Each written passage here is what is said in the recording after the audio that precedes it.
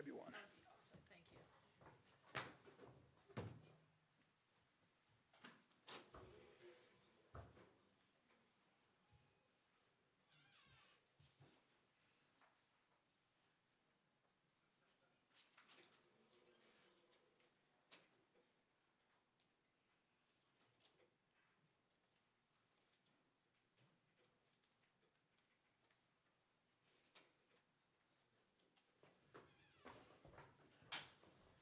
There you go.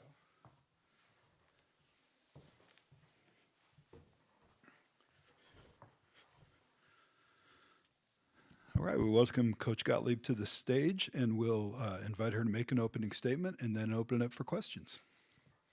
Hi, everyone. Thanks for being here. Thank you to the city of Spokane for a wonderful welcome. It's a great arena. Everything's been first class so far. We are excited to be here. I'm thrilled to be playing this far with a group that's really united and together. I would also be remiss if I didn't take a minute to say that the outpouring of support for our program and for Juju Watkins has been unbelievable. I think if you can even fathom, the impact that a 19-year-old has had on our university, on our community, on the women's basketball world at such a young age. I think that's been on full display. And like I said the other night, I hope she can really feel the outpouring of love and support. I think she can, because that's how much she's given to us in the game, and everyone's given it back to her, and she's going to come back stronger than ever. This team is locked in on continuing our goals, as Juju wants us to. She's proud of her teammates. She's with us 100% in, mind and spirit, if not in her actual, body. And this team is really focused on continuing our journey and achieving our goals, even though the path looks a little different than it did just a few days ago. Questions for Coach?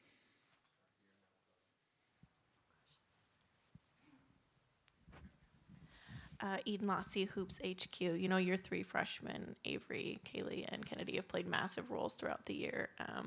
What have you seen from their development that makes you feel like, they're ready for this stage, particularly having to play a little bit bigger role with Juju out? The great thing is, and we've told each other this, it's not that I think they're ready. I know they are. Our growth as a team has been dependent on a lot of things, but not the least of which that our freshmen have played incredibly important roles and have made big plays and big defensive stops and big shots throughout the year, or else we wouldn't have had the record that we had. And, here we are, where we always say that everybody's role is important, and they've owned that all year. So then you don't have to get ready. They've kind of been ready for these moments, and we're completely confident in them.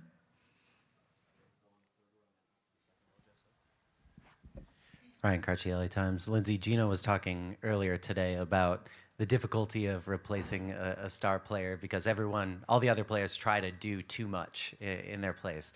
How do you balance that, understanding that with also, trying to get the most out of players, getting more out of your players? Yeah, Gino was one of the first people on my phone, by the way, after our game the other night. I just appreciate him, and Chris Daly reached out because obviously they've been through this, and I think you don't feel it unless you've felt it before in that way. But I think our players, I don't know, I haven't felt at all like anyone feels like they need to do something that's out of their character. And everyone knows no one's replacing Juju. She's one of one. But I think they understand that amongst everybody else, they've played significant roles. They've played important roles. We just need to be the best versions of ourselves, and we need to do that together in order to have success. And I don't think any one person will try to do, more than what we know they're capable of. But I also think they're capable of a lot, and we're capable of enormity, when we do it together. And that's been the message more than anything else. Hi, Lindsay. Alexa Philpott, ESPN. Just over the last few days, how's Juju holding up? I'm sure it can't be easy, but also just as a coach, how do you pour into her going through this difficult time when you're also still trying to pour into the team and trying to be present for, the games that lay ahead? Yeah, all of that. Just trying to be, the human that she needs me to be, and being around, and, the love and support, just gave her a journal to say when you feel it, like let yourself feel all the feelings that you're feeling, because if you do that, then at some point you're able to move on from them and go further in your life. And we all know, I would never wish this upon anyone. I would never want her to go through it. And yet at the same time, she's going to come out stronger than she ever was. And so just being there for her, as the team has been as well. And at the same time, being really present for what the team, needs me to be now as well. And that's what, while there's no manual for it, that's what we do as coaches, right? Show up for what the moment requires from us. And that's what we'll continue to do over the course of, this weekend or this time here and going forward with what it looks like for Juju and the rest of the players.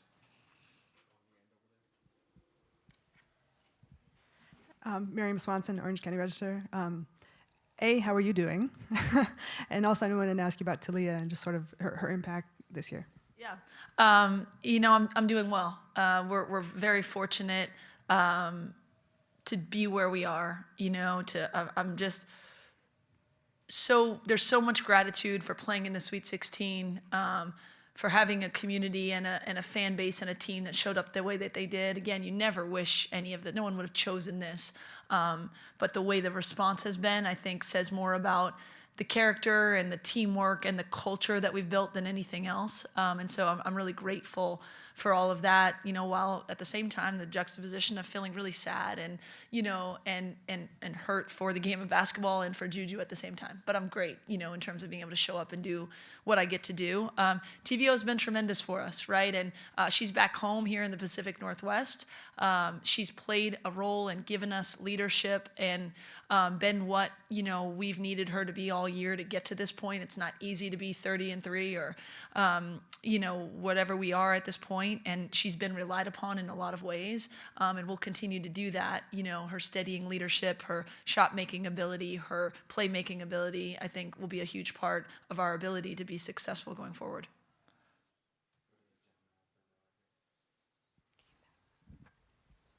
Hi, Lindsay. Kurt Sandoval, ABC7. Can you speak to the balance of what you said at the beginning, that we all know the path will be different, and how you mentally, emotionally help these girls with social media that's out there versus your coaching staff having a new game plan without Juju Watkins? Yeah, relative to the social media and the stuff that's out there, there's been a spotlight on us all year. There's been, we've been in quite a spotlight, I think, because of, the success we've had, because of Juju's magnitude, and they're used to that. And I've just, as we always do, advise them to be conscious of everything that's going on, but I empower them to be who they are, which are genuinely empathetic people. They're hurting and feeling for their friend and teammate. Everyone just loves Juju so much. And at the same time, their competitive spirit has not been, impacted. They're here to win, and they want to win, and we believe that we can win. And I think both things at a time can come forth in their personality, regardless of what social media is saying or what people are predicting or all of that. And that's just, I think, the way that we approach it. Hey, Lindsay, Chantel Jennings with The Athletic. You kind of touched on this with Ryan's answer, but I was curious if you could expand. I know you said Gino and CD reached out. I know Neil Ivey said she reached out. She's someone who really recently went into the postseason without Olivia Miles. I'm curious, was it more support, or did they offer any guidance or advice, or how did they pour into you in a way that you found really supportive and surprising at all? Yep. I can't even tell you how meaningful so many of the messages have been. And a lot of people have reached out to me to say, hey, when Juju's ready, we can connect. I'm talking about, Candace Parker's of the world, who's gone through, a knee injury, I think in high school, and ended up having the career that she's had, and Lindsay Harding, and NBA, WNBA, you can all imagine. But for me, I think the coaches that have reached out, it's just, incredibly meaningful. I think they just try and, give the support that they can as a friend and colleague, and also advice. Nielle's obviously been through it with Olivia. She also just had her son just recently had a pretty significant injury. And, I'd reached out to her when that happened, just to watch a child, whether it's the one that you've given birth to or the one that you coach, go down. It's very hard. And so I do think the women's basketball community is incredibly empathetic, and the people that I've built real relationships with, it's meaningful when they reach out and try and offer for support and advice. Corey did the same. You can be rivals and you can be competitors, but when this type of stuff happens, I think everyone puts that aside, and the real human aspect comes out. So nothing but support. And again, I think it speaks mostly to Juju and who she is, and everybody wants her playing basketball, and everybody respects who she is as a person and as a player. And then for me, I think colleagues just try and give you the support to go forward and lead your team the way that you have to at this time.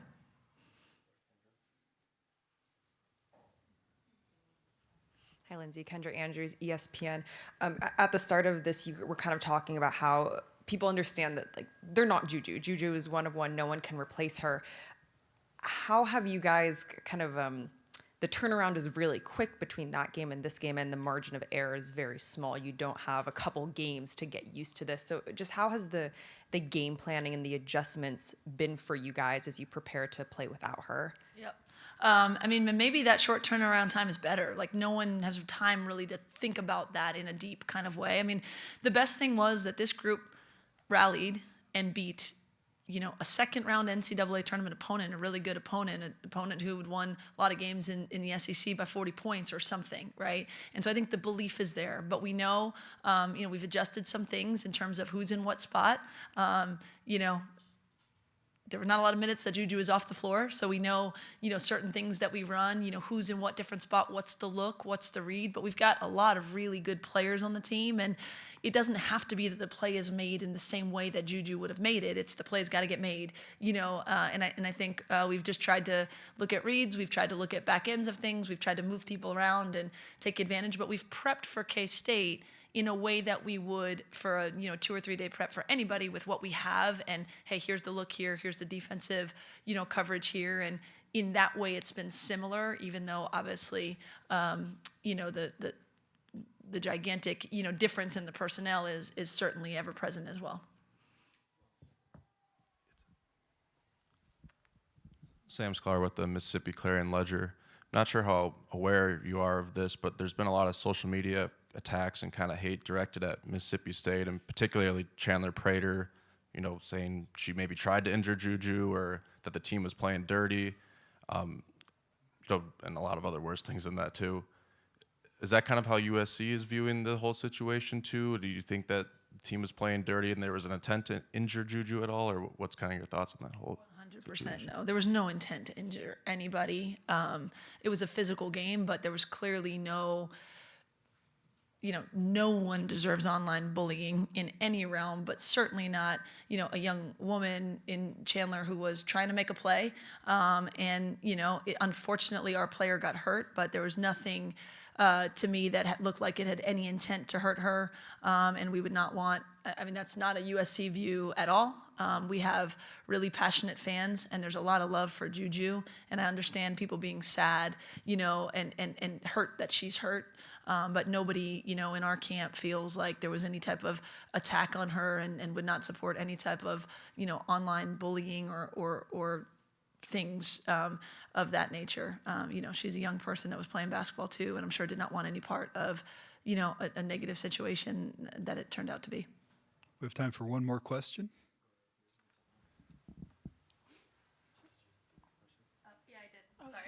Hi, Maddie Kenny with the New York Post. I was just wondering, that first practice back, what was it like? But was there a player, did Kiki or somebody say something that just really rallied the troops to, kind of refocus and recenter on your goals of moving forward?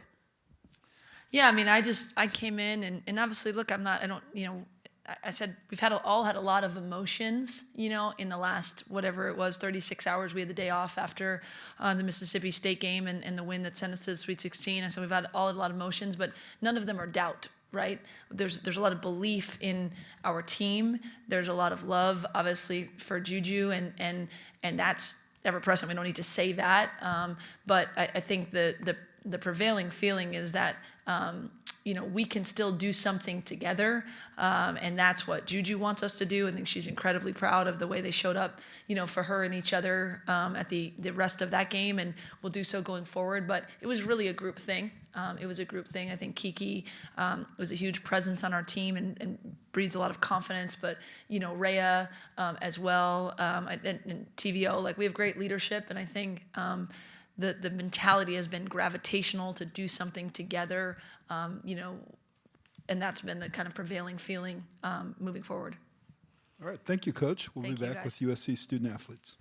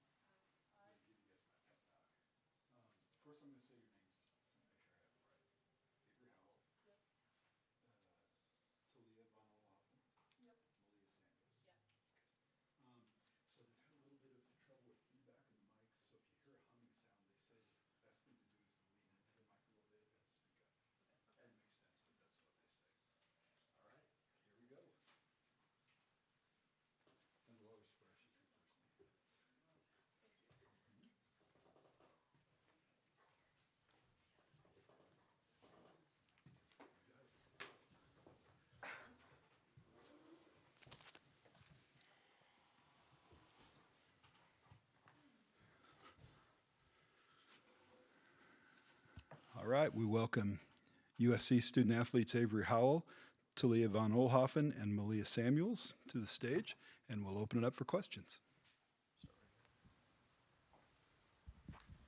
Ryan Carchi, LA Times.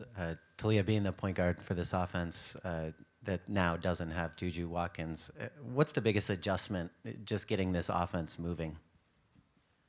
Yeah, I think I'm really a combo guard, so I think for me, like, I'm gonna have to play the wing a lot more, or get to play the wing a lot more. But I think it's just kind of business as usual. Obviously, we've lost a big piece, but you know, we have a lot of reps playing with the other lineups in practice, and so I think obviously we just rely on her for a lot of shot making, play making. So other people's roles are gonna expand and just have higher volume, but I think we're confident in all of our abilities. So, yeah, I think just some different looks, a little bit different offense, but it's more of the same stuff that we've been doing all year.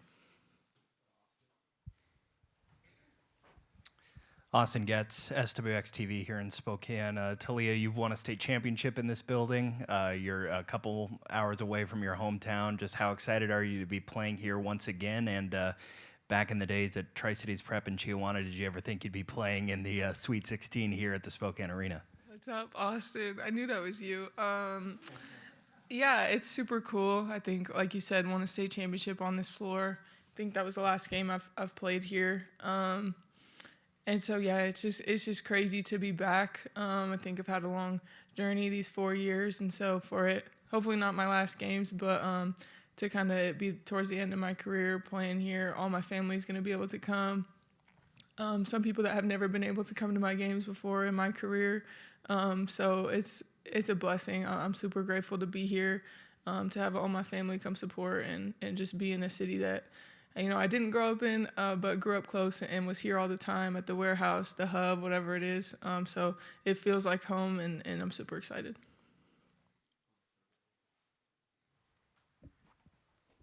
Ladies, congratulations on being here.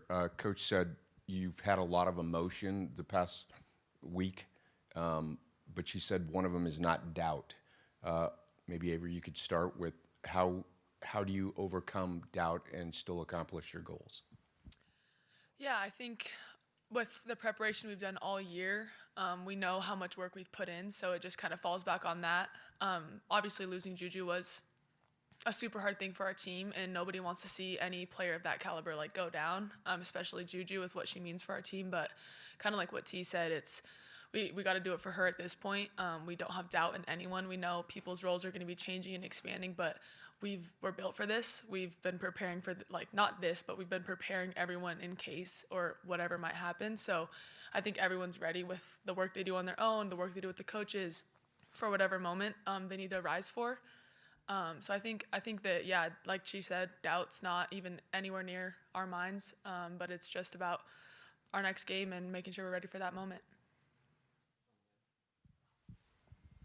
TVO, Miriam Swanson with the Orange County Register. Welcome home. What has this year at USC been like for you? Speaking of adjusting, like you've like your game has changed. You've learned a lot, I'm sure. What's been gone into it? Yeah, I think it's definitely been a big adjustment playing a different position and playing the one spot a lot more, and just playing with incredible talent around me. Definitely a different role than I've ever played. But, you know, it's been fun. I think I've learned a lot. I've grown in different areas, and I think just the challenges and struggles that I've gone through individually this year are going to help me going forward in life and my career. So just grateful for it, and I'm just going to see it all as a positive and take all those lessons into these next, hopefully, 4 games.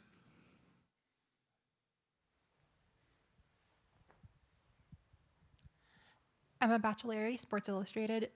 Avery, this freshman class has obviously been big for USC. What has it meant to you that you and Kennedy and Kaylee have been able to do this together and lean on each other? And how does it feel to be part of a trio who have made this adjustment to college life together?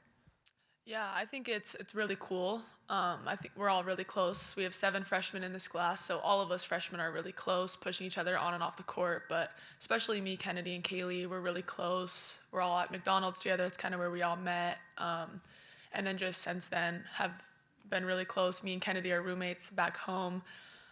So I think it's been really cool. And then with the opportunity that our upperclassmen, our teammates are giving us, and our coaches, just to be able to play in games and get a ton of reps in practice, pushing each other. We have a lot of greatness around us, so there's a level of that we have to rise to, and I think we're ready for those moments. Kevin Pelton, ESPN.com. Avery already addressed this, but for Talia and Malia, what have the emotions of the past week been like, sort of processing the injury and trying to be there for Juju in addition to moving forward and getting ready for this weekend? I think everybody's kind of reacted differently. Everybody has different relationships with Ju, and everybody has. I know for me personally, I have gone through an ACL injury, so I feel for her and I know what the journey is like. So obviously my reaction is going to be different than obviously somebody else, but we've all gone through like sadness, just empathy. We've gone through it all. But we also realized that Ju would want us to win, and like carrying her competitive spirit with us is like the main thing that we need to focus on.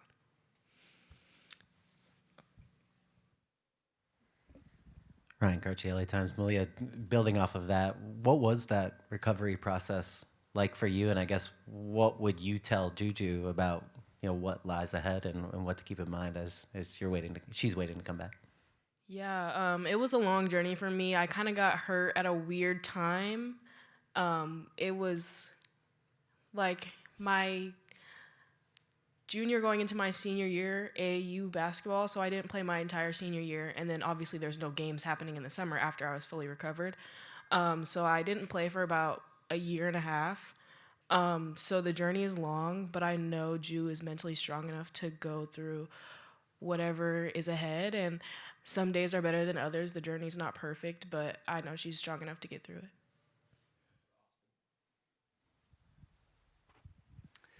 For Malia and Avery, I know you guys are also somewhat close to home, being from Seattle and Boise. Just are you guys familiar with Spokane? Have you played here before? And what's it like if you've got family that are able to come out and to these games as well? Yeah, my family's coming out. They're actually gonna fly because it's snowing on the pass. But I've played in Hoop Fest here. I've played in the middle school state championships at the convention center. Like, I've been here for a few tournaments, so it's fun to be back and fun to be close to home.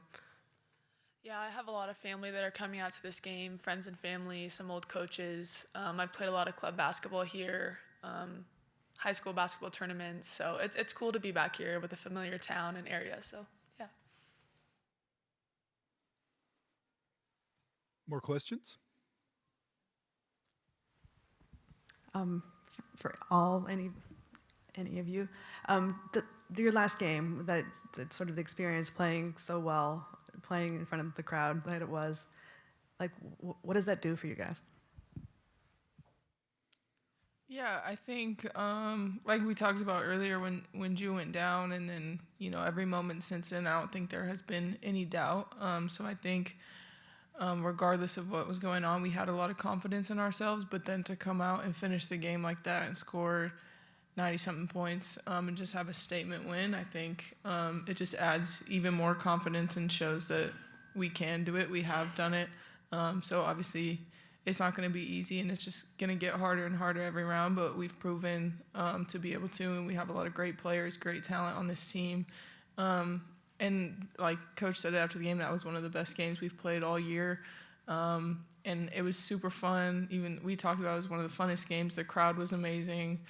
We felt super connected. And so, yeah, I think it's just proven to ourselves that we can play like that regardless of the circumstances, and then just adding the fuel to the fire of wanting to do it for Ju.